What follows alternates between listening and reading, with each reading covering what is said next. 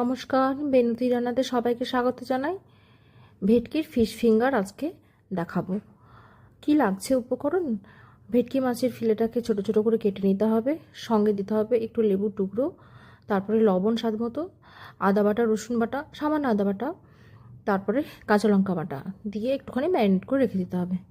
এরপর আমার কাছে কিন্তু যে গুঁড়োটা ফিশ ফিঙ্গার করার জন্য যে গুঁড়োটা দরকার সেটা ছিল না, সুতরাং আমি অন্য একটা মিক্সচার বানিয়েছি। এই মিক্সচারটাতে রয়েছে একটু সামান্য সুজি, একটু আটা এবং রয়েছে কর্নফ্লাওয়ার। এটাকে সুন্দর করে আমি মিশিয়ে নিলাম, খুব সুন্দর হয়েছিল। আর একটা ডিমকে বাটিতে ফাটিয়ে নিয়েছি, যেটা কিন্তু খুব জরুরি ক্রিস্পি হওয়ার জন্য।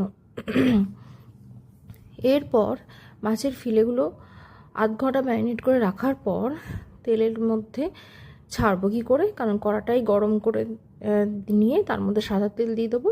এরপর এক একটা ফিলেকে নিয়ে সেটা একটু ডিমের মধ্যে ডুবিয়ে তারপরে যে গুঁড়োটা করে রেখেছি আমি সেটার মধ্যে একটু উল্টো পাল্টা করে মাখিয়ে নেব। তারপরে আমি গরম গরম তেলে ছাড়বো।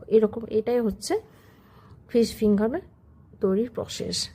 কত সহজ না? ভীষণ সহজ, কিন্তু একদম রেস্টুরেন্ট স্টাইলের আপনি ফিশ ফিঙ্গারটা বানিয়ে নিতে পারছেন।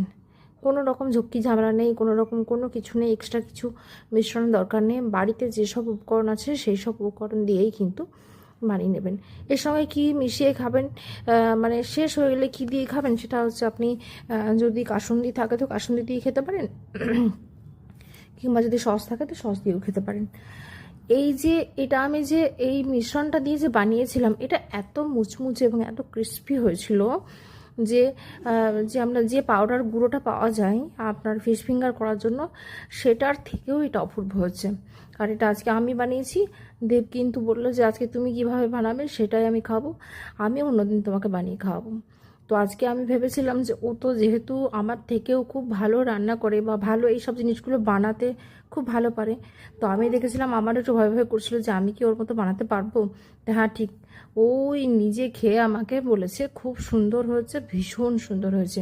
তো এখনও কিন্তু ফিলে রয়েছে পুরো।